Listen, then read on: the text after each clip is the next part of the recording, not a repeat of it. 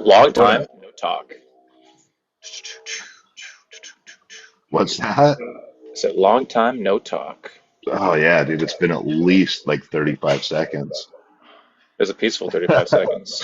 All right, Fuck you. all right, let's see what we got here. I'm sure you could say the same. That goes both ways. All right, let's see what we Word. got here. We can leave it like this. How do I get rid of that box so motherfuckers can't be like, let me in?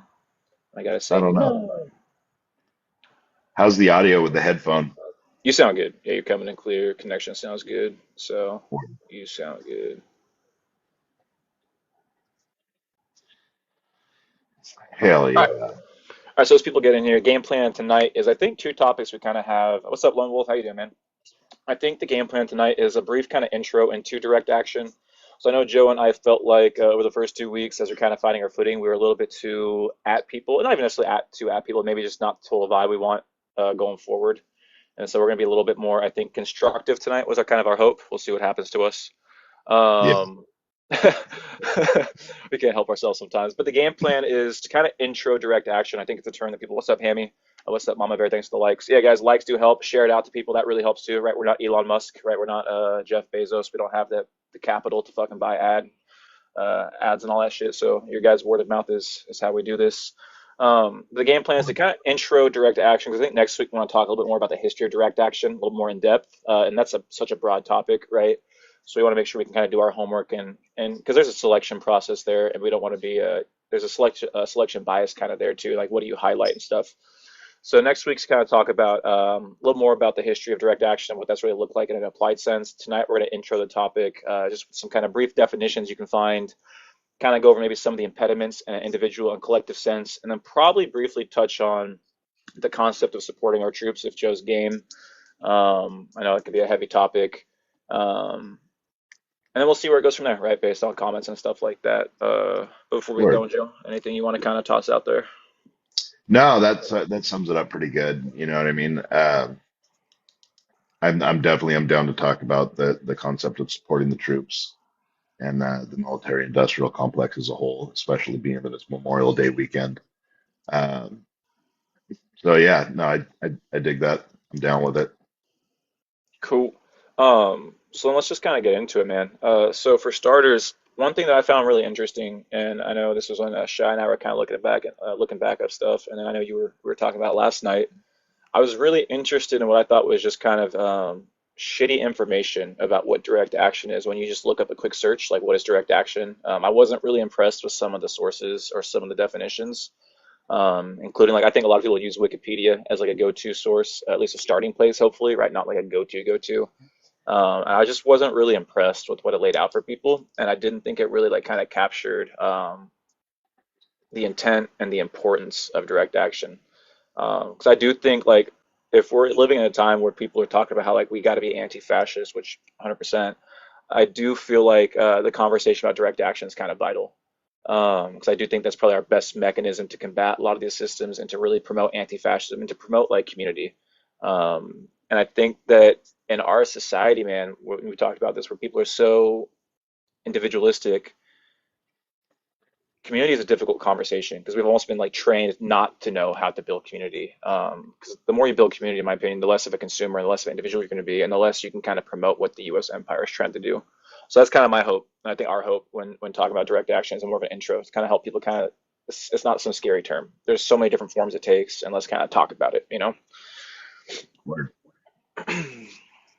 So on that Yeah, I note, like your shirt, I'll go. Yeah, by the go. way. I was just saying, I like your shirt. I didn't see it when we were talking earlier, or video chatting or whatever. That's a good one. Had to get it before it's considered T-word paraphernalia. So. Shit, right?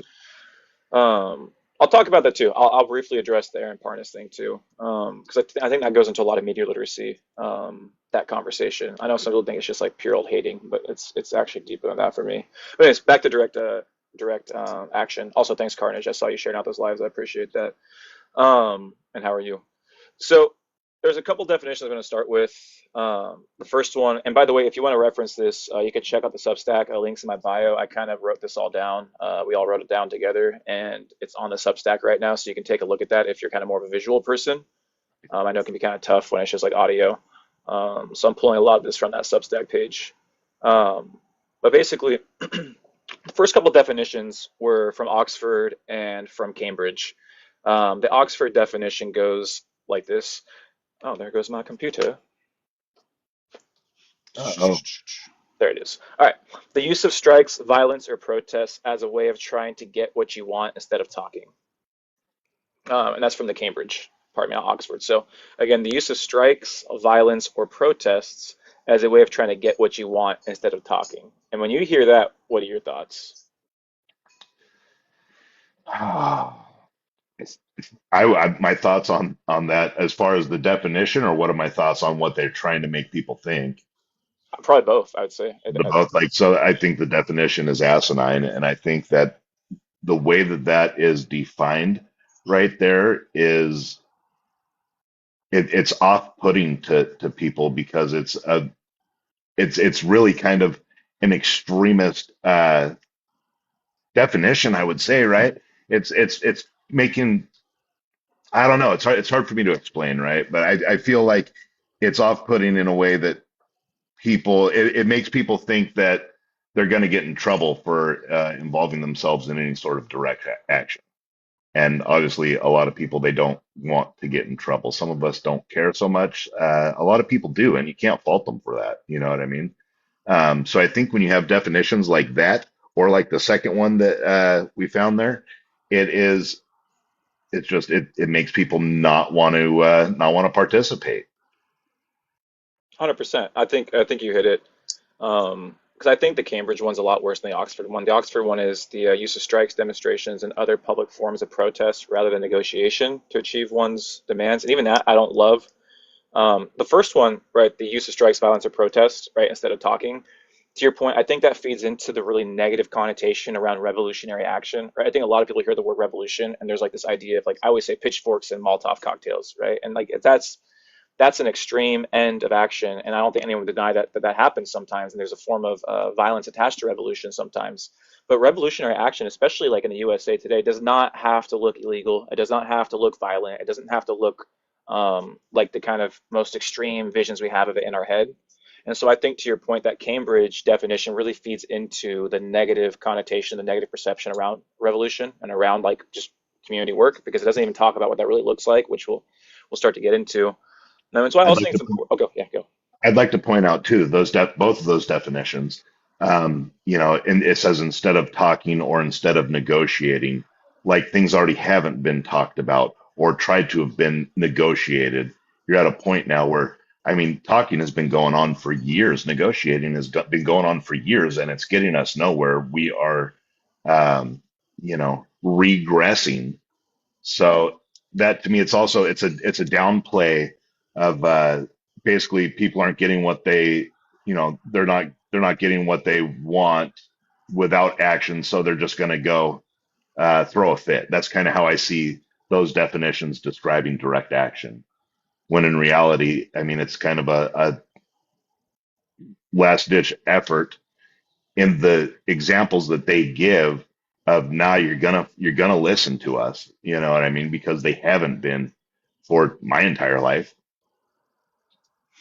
100%. I also want to shout out Bear's comment. We all want better, and we need to talk with the people who live next door. That actually is probably like the easiest, most accessible form of direct action, in my opinion, is simply getting to know your neighbors, the people around you. Just getting to know them as people beyond like, number this or person that. Because that's like if shit goes south, they're the first people around usually. You should have some sense of who's around you, and just build that sense of community. It sounds so simple and kind of cheesy, but like you really do have to build that sense of community. And how else can you do it without talking to the people around you? And that doesn't only have to be your neighbors. I do think like the online space in the last 20 years has given us an amazing way to reach out to people and connect with people. But it starts with talking to people, get to know people, connecting with people. That really is probably the first step to direct action. So 100% Bear.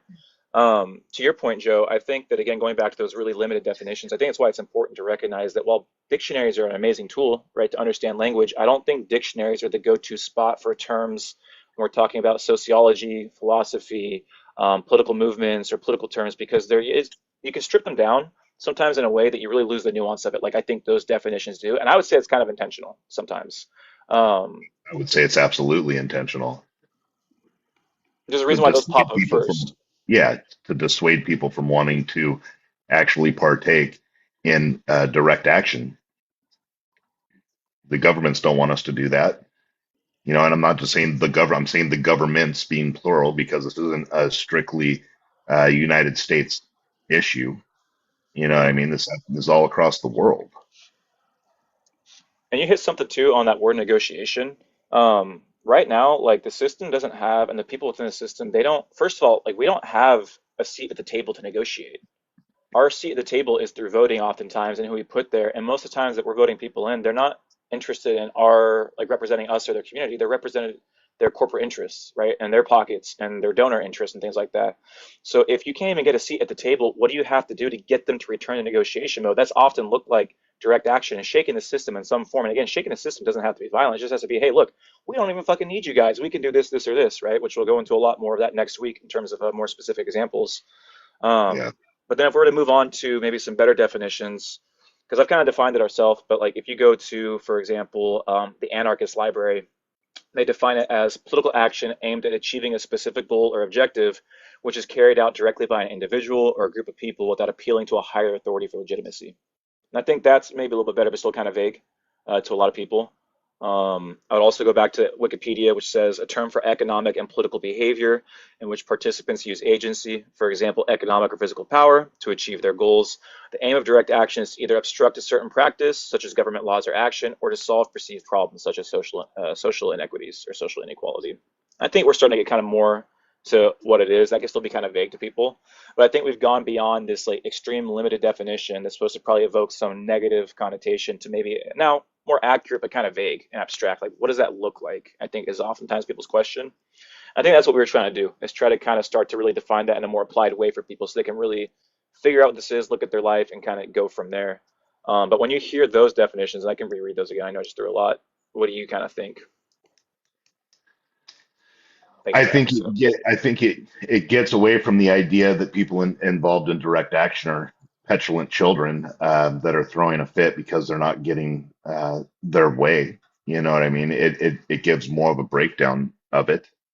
Um, yeah, that would be kind of my take of that. It gives a little bit more glimpse into uh, what it would actually be. And also, I apologize, Matt, and to the chat. I am smoked today.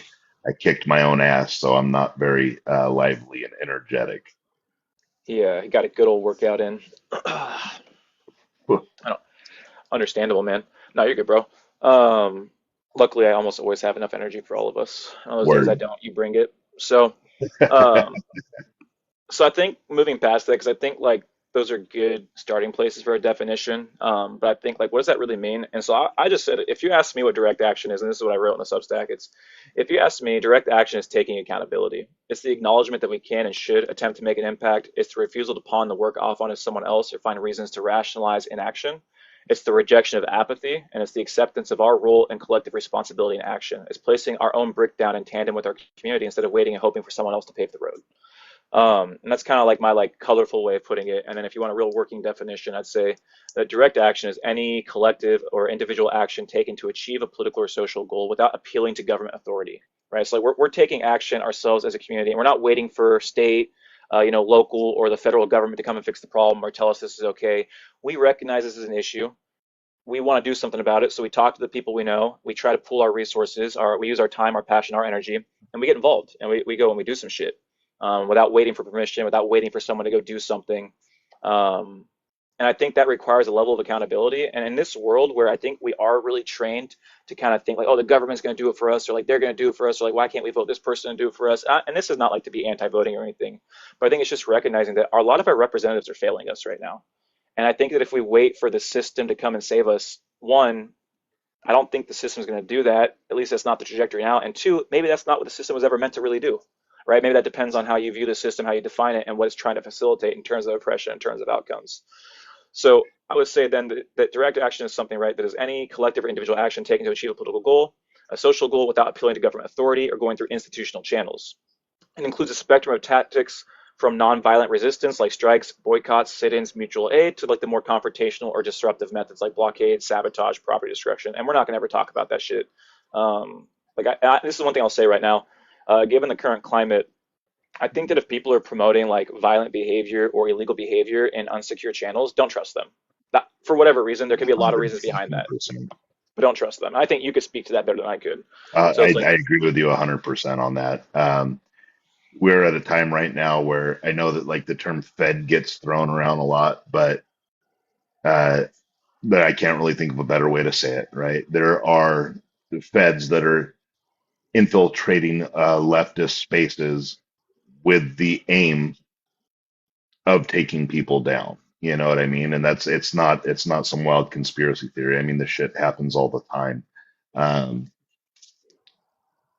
so yeah, I mean, if somebody's talking about violence, if they're talking about things that are explicitly illegal publicly, there's issue with that, and you should stay away. You know what I mean? In my opinion, and I can't tell anybody what to do, but I would stay away.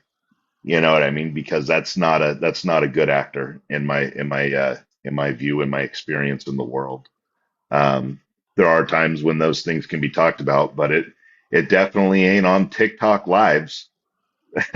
You know what I no, mean? it's not on TikTok Lives. It's honestly, it's not on your phone. It's not on Discord. It's none of these places. I'll No, leave it at that's a that. face-to-face conversation, and that's even then, like, I Yeah, who are you mean, I talking to? don't have those kind exactly. I don't have those kinds of conversations with random ass people. It's if those conversations are happening, it's with somebody that's known and trusted, allegedly, in Roblox. Allegedly, But I would never do hypothetically, that. I would never do that actually, but allegedly.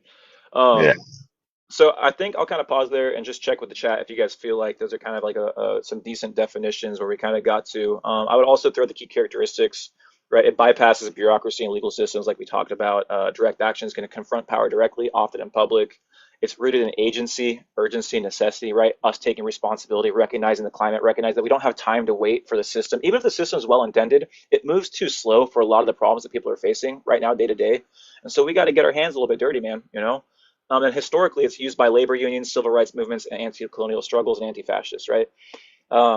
I think we should honestly keep going back to that poem that you brought up last week, but first it came for the communists, right? And I didn't speak up because they're communists, then the yeah, socialists, right? Then the trade unionists, then the Jews, and then, I think it's important to realize that, like, those groups and these people that, like, they really combated fascism, it was through direct action, man. The various forms that it takes. It wasn't through the system that might itself breed fascism, right? And so I would just kind of keep that in mind. um, be wary of people that like minimize the importance of mutual aid or working with your neighbors and things like that, because I think that whether unwittingly or not, they're falling prey to a lot of the nasty propaganda that gets us to stay entrenched in our inaction. Um, so absolutely. we talked about the impediments, like what are some reasons that might kind of prevent people from engaging in direct action? And I think there's some legitimate reasons, right? Because again, we're talking about accessibility and inclusion. Everyone has different strengths, weaknesses. What's safe for someone might not be safe for another, right? What someone has access to, another might. So there's some legitimate reasons why people can't engage in specific forms of direct action. But I think that given the diversity of tactics available, almost anybody can engage in some form of direct action.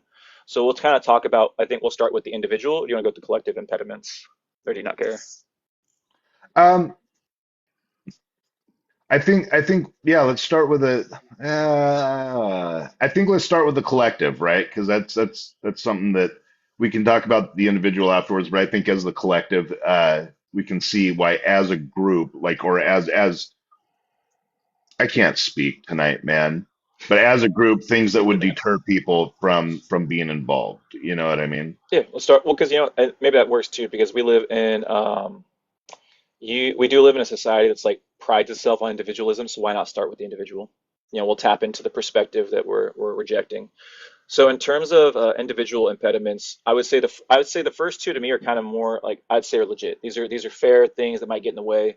And I say after the first two, I start to get into things that I don't think are valid.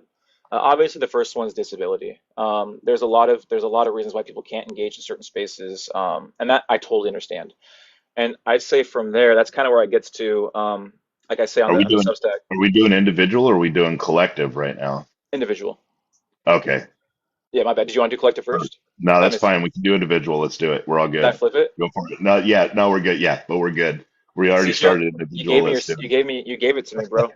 My bad. I mean, we can go back up, but you're right. Since we're here on disability, so I think something Yeah. that's important to remember is I think that, and it goes back to those definitions. I think that our definition of resistance is too narrow. And if you Mhm. expand what resistance looks like, right, and if we have a more nuanced understanding of how we can kind of work against the system to promote people, there's a lot of ways that other people can get involved. Um, I always give the easiest example because for me, what that's looked like is I'd say like the most obvious kind of like known example of direct action I've been involved in is working with food banks.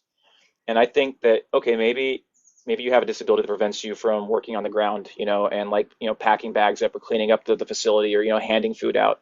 Can you still make phone calls for them? Can you still donate to them? Can you still amplify their social media presence? And I think that with our phone or access to a computer, which most Americans have these days, over 90% of people have access to a smartphone. That's an easy way to get involved, right? Find local Well, organizations that are helping, and how can you amplify their presence? How can you increase their funds? How can you promote them, even if you can't be on the ground doing the physical work with them, which is okay. Like, but I think that's where we have to get maybe a little more creative with our tools and our skill sets to find ways that we can help. It's kind of where I'm at right now. yep.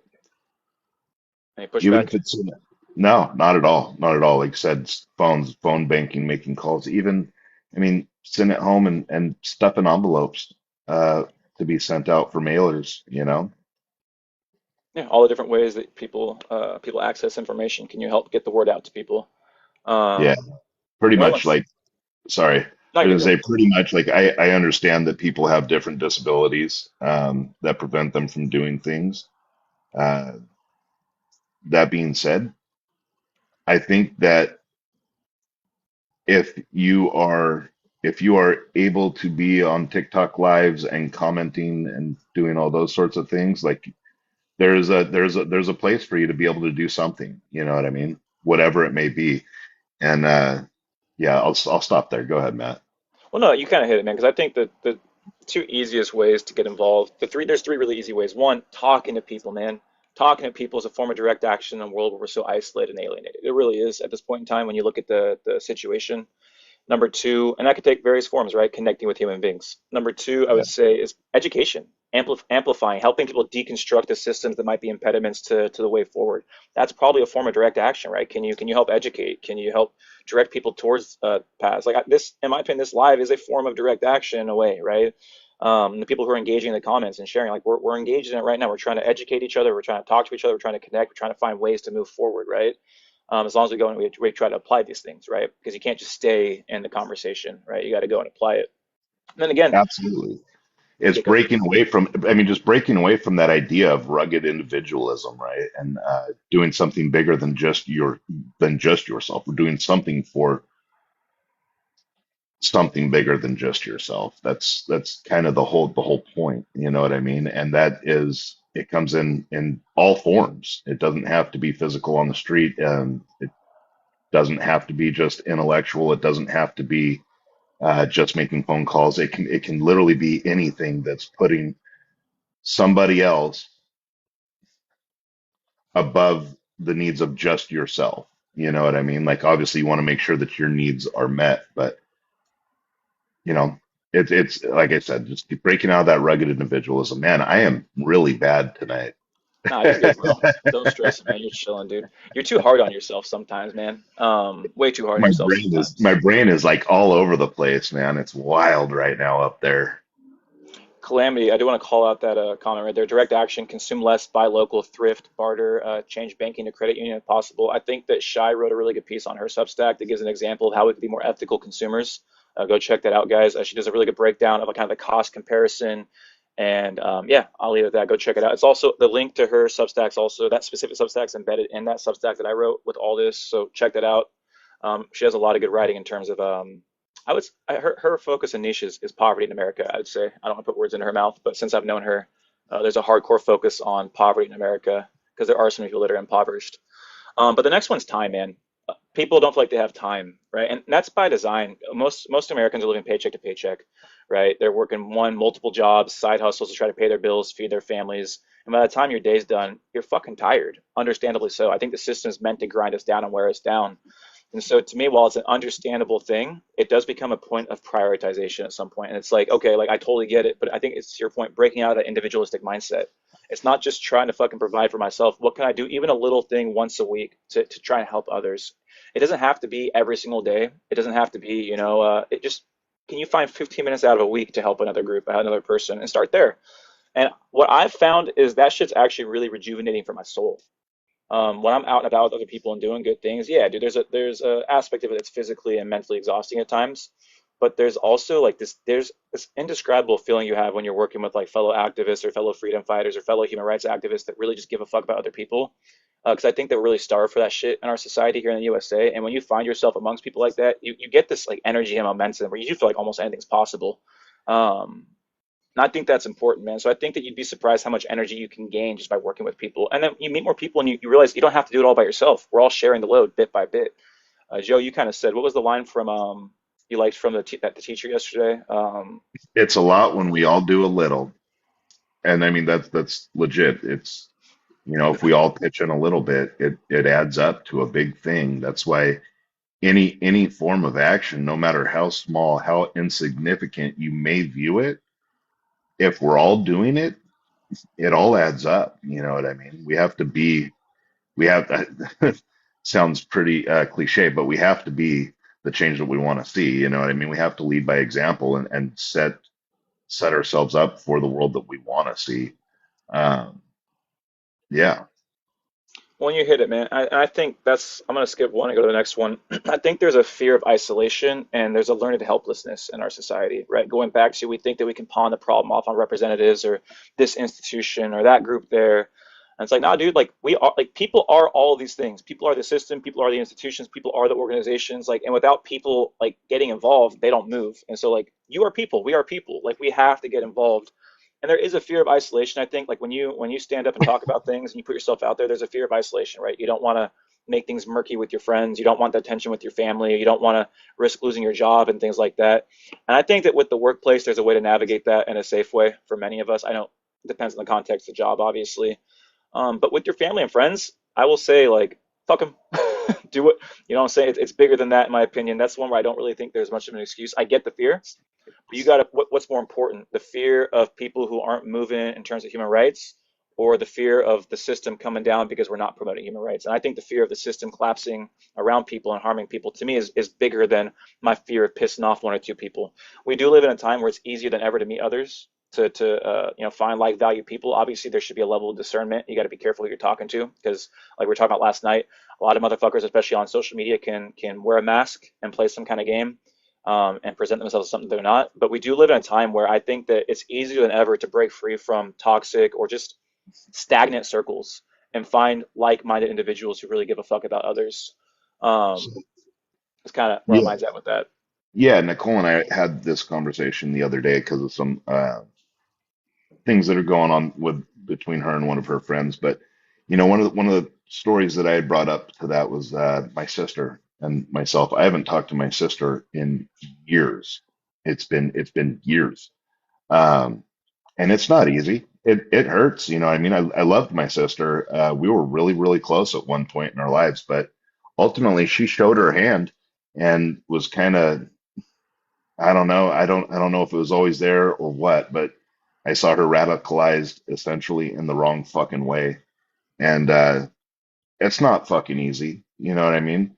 But it's one of those things where I'm not going to change who I am to appease somebody else, and I don't expect them to do the same, to do it either, to appease me.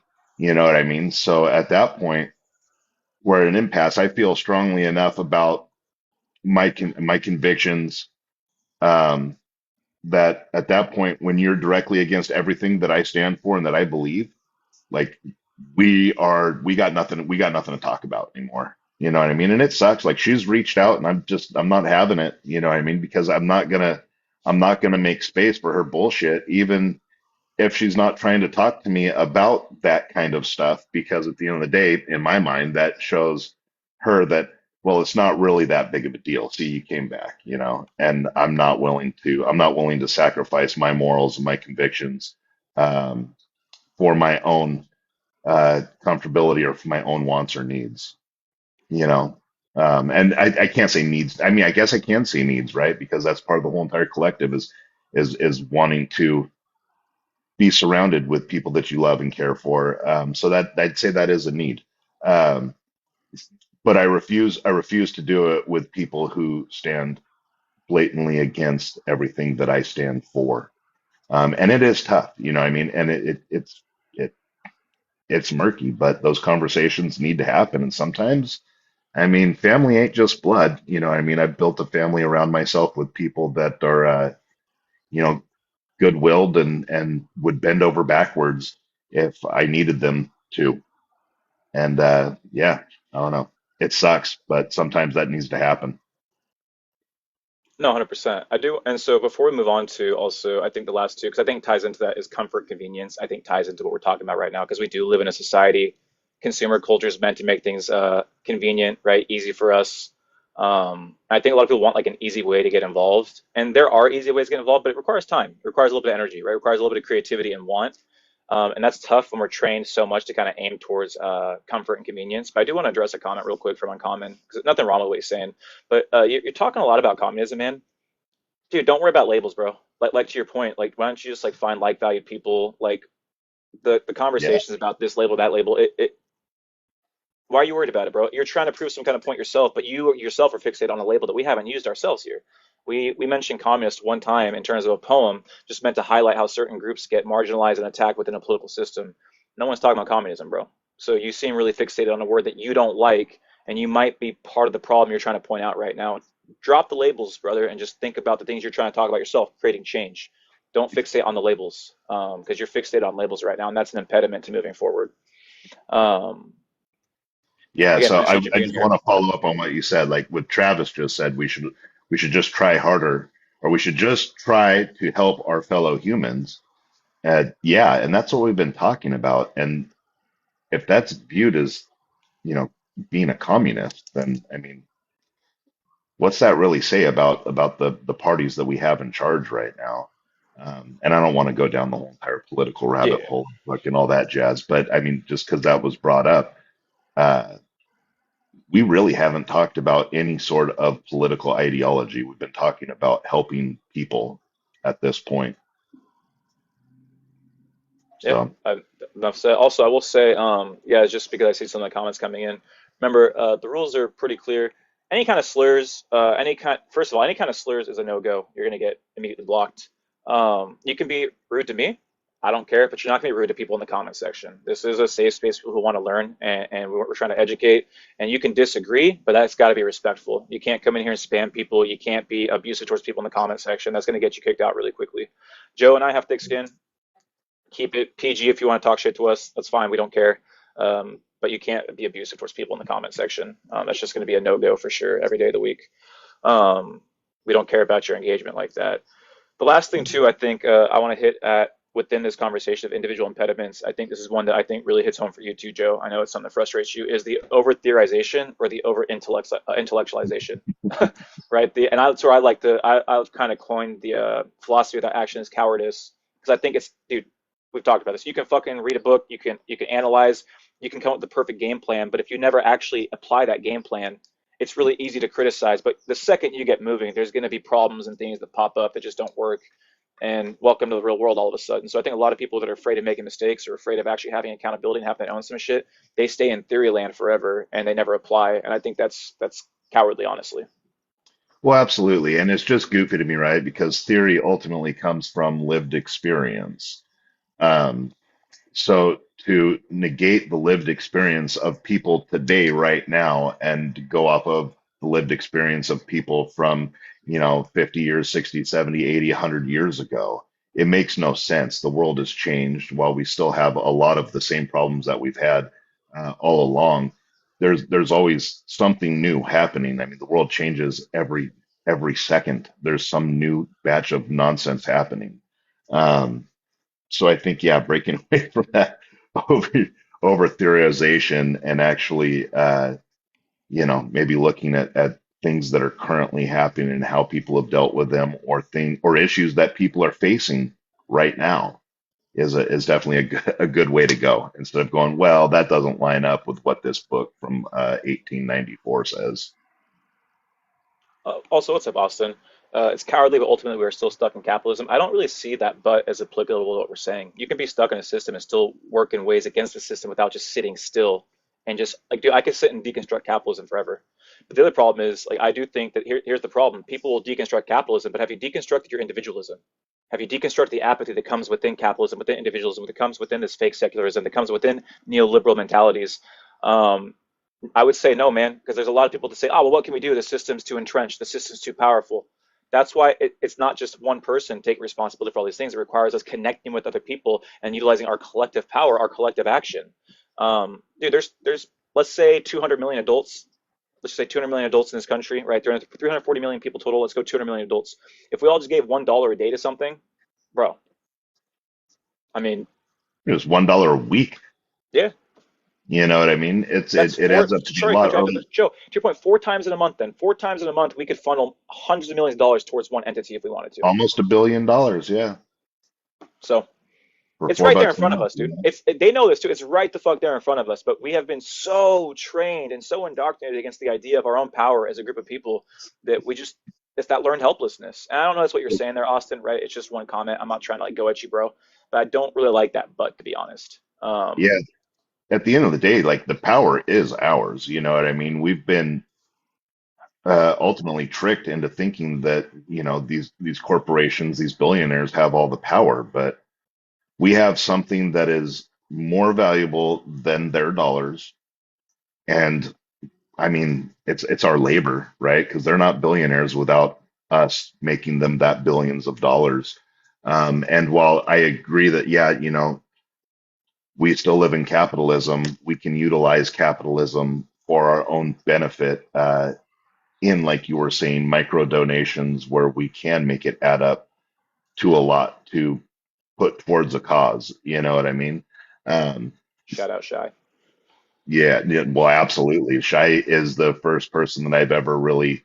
Um, Shai is the first person that I ever saw really talk about micro donations and got me thinking about it. You know what I mean? And I appreciate her for that. The work that she's put in over the years has been insurmountable. Um, it's really quite wild. But yes, like I get the fact that we live in capitalism, and it sucks. But there are things that we can do within living in this system that can make a difference, and that's the entire point of direct action, right? Is going about and helping our community, our neighbors, our fellow humans outside of what these entities, the governments, are doing, because they just don't. And if they do, they don't act quick enough and they don't do enough.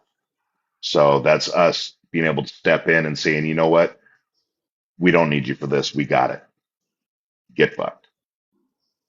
I want to hit something you said last night, empathy fatigue. Where'd your mind go with that when you brought up empathy fatigue last night? Because I think our minds kind of went in different directions, but kind of came back to the same thing. Well, they did, right? It's empathy. There's so there's so much that's going on all around the world. It can be dulling. Um, I mean, it's hard to take everything in. And then on top of that, I also threw in there with the empathy fatigue of how many people we see, how many people we've seen on this app that come up. They say all the right things. They're all about it. They're doing whatever they're doing, and it's all bullshit. They turn out to be a terrible person. People who you put in, a year with, in 2 years, whatever, and following them and listening to what they're saying, and this is great, and you're making donations and this, that, and the other. I would also throw that into empathy fatigue because it is dulling you from wanting to go help somebody else for fear of being burned once again or following somebody who is false to the cause that they're claiming to support. Well, that's kind of it right there, man. I don't think I think that kind of goes like I think we like dude we almost deify people, especially on this app. Like we'll watch one video from someone like dude we both know someone will watch one video from us and they'll either make us out to be the greatest villain ever or like the greatest hero ever. And it's like neither of these are true. We're human beings with a range of takes just like you. And you can't pawn the work off on others, man. Like you can't rely on me to educate you.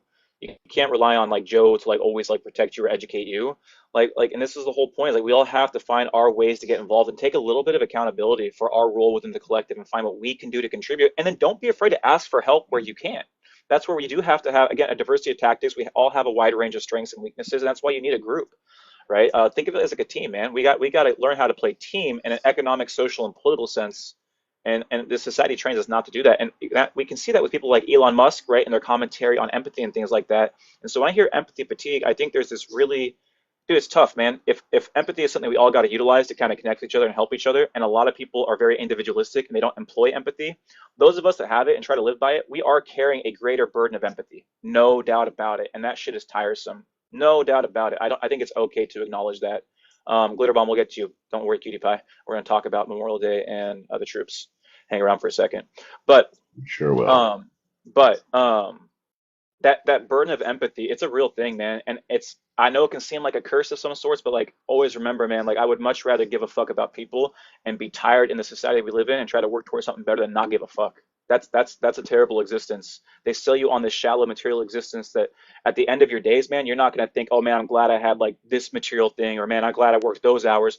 You're going to wonder about the relationships you did or didn't have, the connections you did or didn't make, and your regret's going to be about what you did or didn't do for the world. It's not going to be about the toys you did or didn't have. I promise you that shit.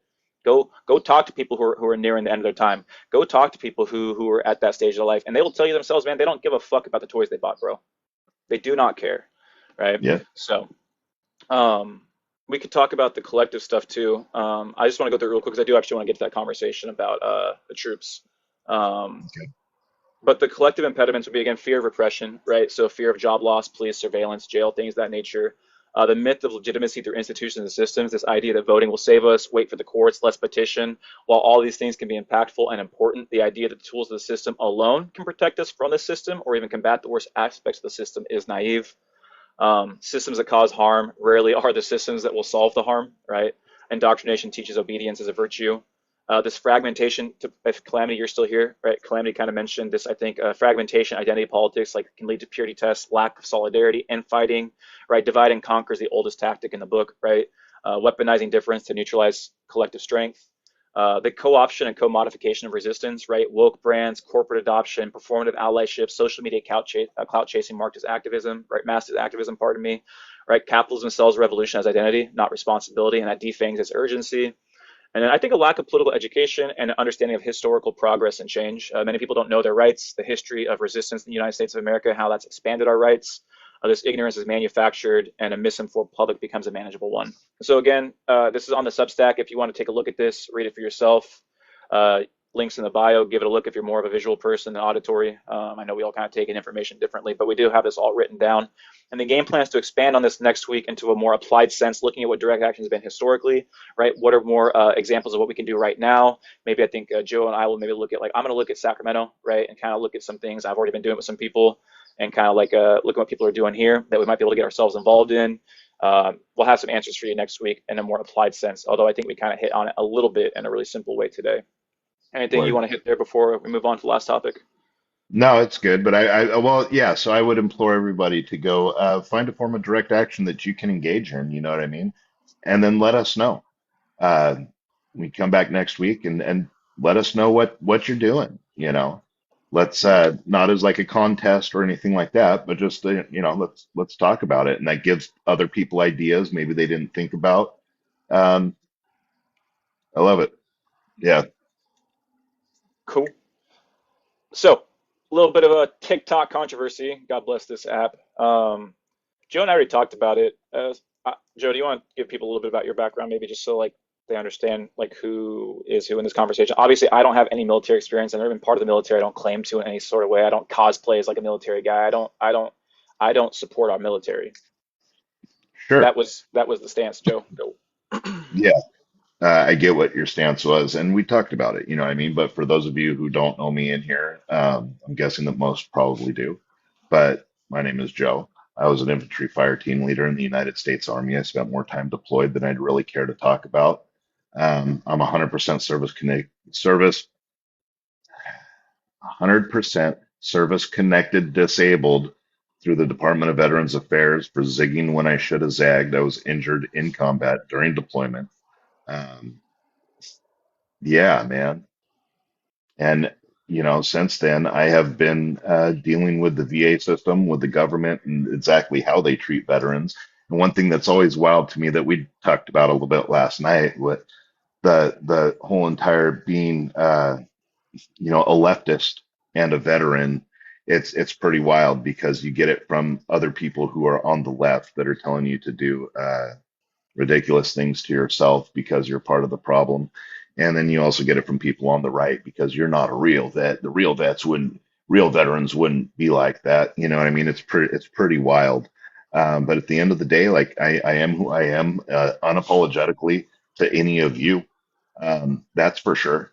And, it really being in the army is what really radicalized me into being the way that I am. So, I get it that everybody. I'm not gonna go down that rabbit hole right now. Actually, let's. There's my background. Sounds great. Yeah. Yeah. Well, I think you hit it, and that was kind of the danger of what I said, the way I said it, right? I said fuck our troops, and I think I could have been better about that, making it really clear the institution, the military-industrial complex, because the military is predatory, and there are a lot of people who are in pretty shitty positions in this country because of the way our economic system's set up, and they don't have a lot of pathways out, and they see that as a viable way to get an education. To find a path out of a pretty fucked up situation. So I could have been more nuanced in how I approached that. But I stand by the sentiment that I absolutely do not support the U.S. military industrial complex, our foreign policy, and our economic policy abroad. It's I'm, incredibly I destabilizing. I'm in 100% agreement. As a disabled combat veteran, I would never, uh, ever tell anybody, yeah, go join the military. Go tell these young kids, go join the military. It's great for you. It's fucking terrible. And really, once you do go over and fight their wars, you get to see exactly how full of shit they are in the causes that they're fighting for. You know what I mean? It is the military industrial complex. You have entities like KBR over there that are making billions upon billions of dollars, hands over fist, going and setting up shop. And I mean, all the just bullshit, bullshit. And that's essentially what you're fighting for is corporate fucking greed. And that's kind of the problem I have with it too, is like the support our troops mentality in this country. It's so shallow, usually, in my opinion. Because one, okay, like if we're gonna be this military culture, one, why don't we just not send people abroad to destabilize other countries? That'd be pretty fucking cool, right? But if we're gonna do this, if we're gonna be this big bad empire, we don't even take care of. Remember, guys, people can say whatever they want to me. I don't care if they're saying it to other people, call it. But if this is towards me, I don't care. But if we're going to be this empire that's going to have this military presence, you think that we would at least take care of the returning veterans. And to your experience, I know talking to a lot of people, we don't, dude. It's really empty. Look at our unhoused population. How many of them are returning veterans who can't get the help they need, be it physical or mental services, right? Again, look at the conditions that breed the pathways that push a lot of people towards the military to begin with, right? Why don't we just take care of people here to begin with? So this idea that like our troops are out there giving us these like rights and freedoms. When I think of freedom, I think like the most basic freedom to me is like access to life, the ability to breathe and like live life and like sustain life. And so I'd like to know, is food a right in this country? No, you need that for life. Is water a right in this country? No, and you need that for life. Shelter is not a right. Medicine is not a right. So what rights are they protecting? Like, honestly, what rights are they protecting? And when we have a military presence all the way across the globe, again, that's not protecting my ability to speak.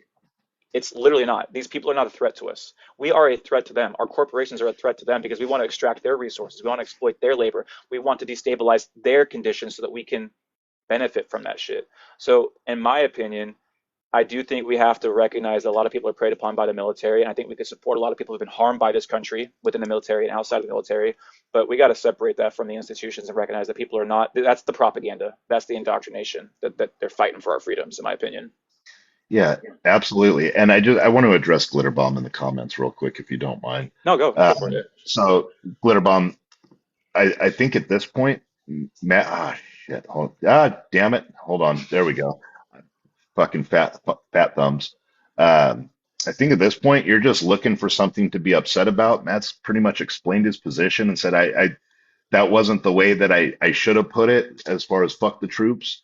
Uh, you know what I mean? So at this point, like you're looking, there's nuance to situations. Like I understood where he was coming from because I talked to him almost every single day. Uh, like I understood what he meant, and we talked about it, like, that wasn't really what I was going for, but it happens. And he just said that right here. So you're latching on to one thing, one word that was said, even though he's explaining like, that wasn't, didn't really want to say fuck the troops. And I understand that, you know, the people that make up the troops come from all sorts of different situations where it's a nuanced fucking thing. Um, yeah, it's wild, right? Like, have you never ever misspoken in your life? And I mean, if that's the case, I mean, good for you, I guess. But I 100% agree with his sentiment on this issue. As somebody who has gone and fought wars and done all sorts of things as the quote unquote tip of the spear on the front line, because the government, the military, they don't give a fuck about you. It's, especially the fucking military doesn't give a fuck about you because as soon as you're used up, no matter how good you once were, no matter all the accomplishments you may have, no matter how fast you made rank, none of that fucking matters because as soon as you are ate up, you are put out and told to fuck off. And while in that process, generally, the leadership is trying to chapter you out for some fucking disciplinary bullshit because you don't mean shit to them anymore. I've watched it happen with hundreds of fucking people that have had chapters brought against them. Most of them don't make it through the chapter process because they're being medically retired. It's like it's a big fucking thing, right? And now I'm just cussing a lot. I apologize, but it's a big thing where okay, cool, you're getting out. Fuck you. How often when you go, oh, I want to fuck, are you going to reenlist? No, I don't want to reenlist. And then you're treated like a piece of shit for the rest of the time that you're in because you don't want to be part of their fucking cool guy club anymore. Fuck the military. No, that's kind of it, man. And like again, like I will be the first to admit if someone doesn't know me or they took exception to the way I said fuck our troops, that's fair. That's fair because that's vague enough and that's not clear enough and that could be aimed at individuals and stuff like that. I'll accept that, man. And I didn't take the video down because I ain't gonna fucking run from what I said. But again, I stand by everything. I stand by the idea that our troops are not out there to protect us. Our troops are not out there to protect our rights. What rights? Like we could talk about it again. This misplaced idea of freedom, when the most basic access to life is commodified. Or if you can't buy that shit, you're gonna die on some pace, right? If you can't eat, you can't drink water, you don't have shelter. That's a death sentence. It's just a matter of if, right? Or pardon me, when, not if. So again, man, and it sounds like you get it, bro. And I'm not gonna say bro, that would probably piss you off, but it was a clear bomb. You said it yourself, man, you don't support the military-industrial complex. So we're having a conversation right now. So quite clearly, that initial my fuck up, we'll call it even, right? I'll take the own on that. Quite clearly. So yeah, you could accept not supporting the complex. I agree with that, Glitter. Yeah, I can accept you not supporting the complex, but at least support those in you, not what they're getting to. And I agree with that. 100%. There's people that are fed a line about what they're doing out there. There's people fed a line about what they'll get out of this, right? It's a line. It's not true. I think that's the indoctrination of Uncle Sam. But I agree with that, right? I could do a better job pointing out how it's a predatory institution itself, right? That gets people in there on a false promise of a lot of things that just aren't there and not true. Fair. No disagreement on that, man. So, but anyways, I think we kind of hit what we wanted to for the night. I'll stick around and hit some comments for a few minutes. Again, next week the game plan is to talk about a little bit more. Hold on, Matt. I Yeah, want go. to I want I want to address some things that are being Yeah, go for said. it, man. Yeah, absolutely. For backup, asked Big Joe, is this somehow linked to the coercion to deplete numbers based on VA benefits through DD? Um, is what linked to it? The lack of care once you get out, because that is absolutely yeah, it's a thing, and that was happening obviously before there was these major cuts to the VA. One of the things that I have noticed since the cuts to the VA and the whole entire Doge thing is that specific benefits are being cut, and not for everybody, but for enough people. I have a friend who I have a letter that he received. He was 100% permanent and total. I'm 100% permanent and total disabled, um, as is he. And he got a letter on March. It was dated March 7th. I think he got it a few weeks after, whatever. But his disability was taken away. They dropped it from 100% to 0% because the VA determined that his injuries had improved, um, which would be great, except he didn't go to the doctor. And his injury is that he doesn't have a fucking right leg. So I don't know how losing your right leg improves over time. But yeah, it's pretty wild. And for me personally, like I got a letter that was dated March 17th, I want to say it was. I believe that was the date on it. Um, I'm currently using my GI Bill. I had a midlife career change because, yeah, it needed to happen. So I'm going through schooling and things like that while also working on the job. And I got a letter on March 17th stating that while I have 24 months and 12 days left of my GI Bill benefit, that it is suspended as of May 27th. So I have 2 more days. You know what I mean? So like specific benefits for people are being cut. And I don't know how they're being chosen, why they're being chosen, what's going on. I don't know if it's because you haven't been to the doctor in a certain amount of time. I have no clue. I have no clue if it's a what's a glitch in the system that's doing it.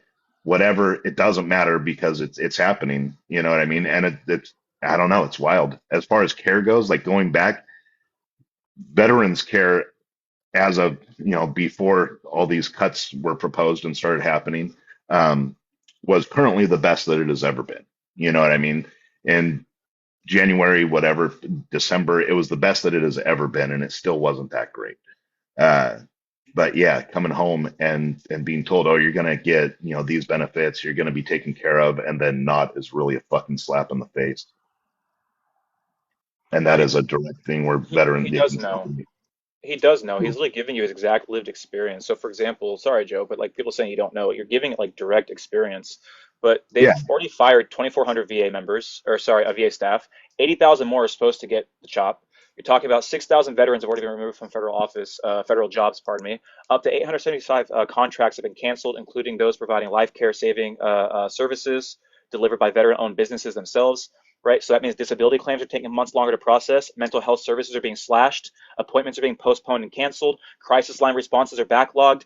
Caregiver aid has limited access. Like new clinics are being delayed, and veteran-owned businesses are closing. So like the information is there, Gunny. You just don't care. so there's a thing I was talking about earlier, right? Where Gunny is proving what I was saying earlier because I don't agree with his point of view on shit.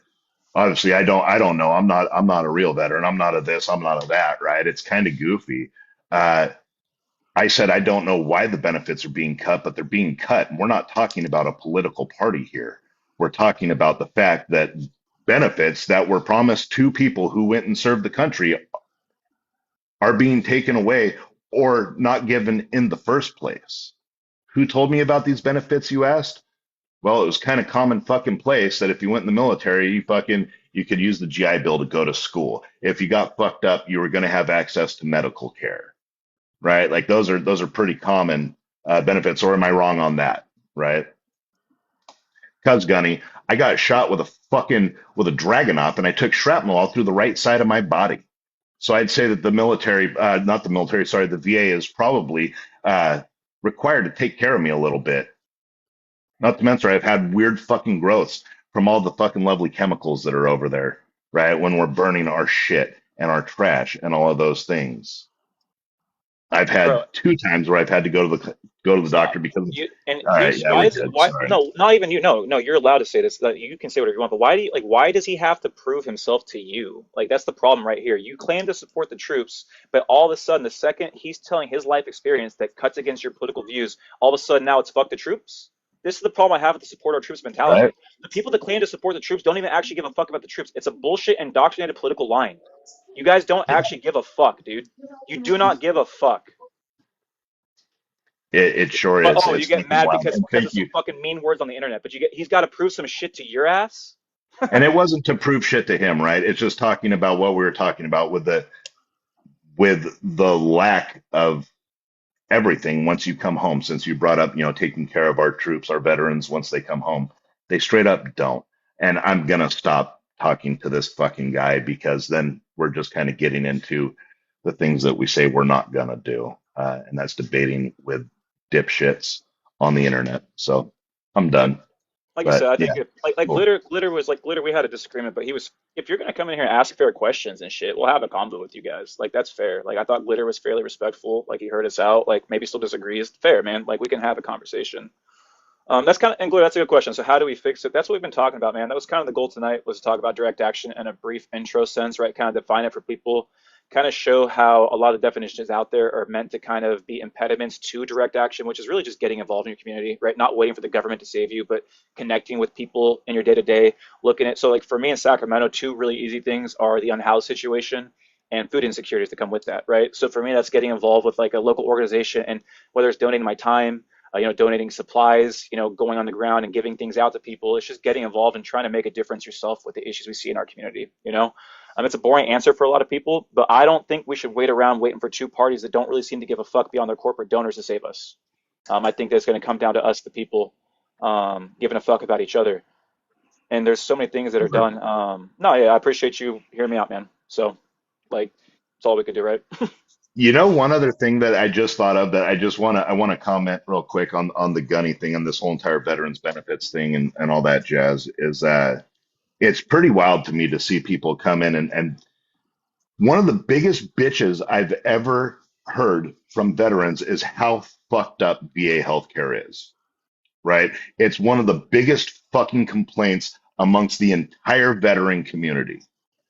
But because this guy and I disagree, I'm guessing politically, I don't know, but that's how this started because he was talking about how I don't know, so it's not, that side's fault.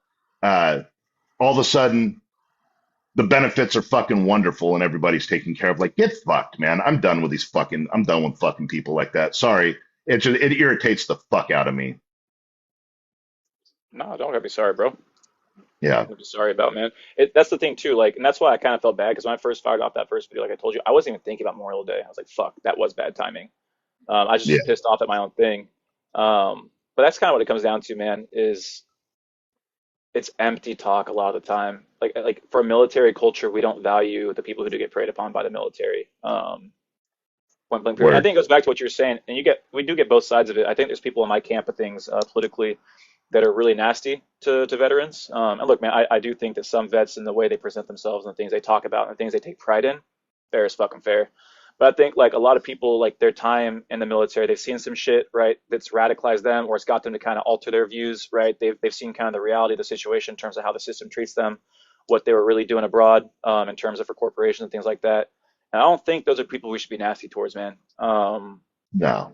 We just shouldn't. So if we're going to talk about systems and institutions and environments, then we got to have a little grace for the individuals. Um, so that, and I watched Pete Hegseth call my sir. Yeah, and that's kind of what's interesting. Like that's again, it's like, yeah, man, yeah. There's just a lot of contradictions, I think, in both sides of the conversation when it comes to how we treat people within systems. I'm gonna leave it at that. Right? There's a lot of people who claim to love the system and they don't care about the people actually. There's a lot of people who claim to understand the system and then they take it out individuals instead of aiming at the system, which I could have been guilty of in that video, right? So, Yeah. um, yeah, kind of leave it there, I think. Um, Joe, I'll let you say what you want to say and I'll wrap up. I'm good, dude. I'm done talking because I'm seriously like this whole like I get the whole entire thing that you and I talk about all the time of like don't can't platform people like this, don't debate with people like this, that, and the other. But I'm seriously like about this far from just completely losing my shit. I'm doing the old Big Joe Berserk fucking Yeah, yeah, yeah. shit. So I'm just gonna keep quiet from this one. I want to thank everybody for coming and fucking listening to us. For those of you who are regulars here, thank you. Like I said, go engage in some sort of direct action. Do what you can, and let us know what's going on. You know what I mean? Let's talk about it. Let's build things for people to do, give ideas, all that kind of good shit. So thanks everybody. Yeah, what he said there, 100%, because a lot of you guys have been here all 3 weeks since we started this, and I see that, and I really do appreciate that. You're giving up your Sunday night holiday weekend, so Word. appreciate that. We're going to expand on direct action next time, look a little bit at the history of it, kind of more of an applied sense, and I think it'll be helpful to kind of see how a lot of the things that people do value within this country came because of direct action and people on the ground really kind of shaking the system and forcing the system to reform or acknowledge it and negotiate, right, with the people themselves. Because I think it's important to remember the system doesn't want to go away. It doesn't want to reform. The system would rather maintain itself if it could. And so, whatever you feel about that word reform, I'm not a reformist myself, but I still think it's a battleground for progress, one way or the other, or for regression. And so, I think that getting into that kind of that history of it in a little more of an applied sense will be a really good conversation. We'll do our homework. We'll come to you.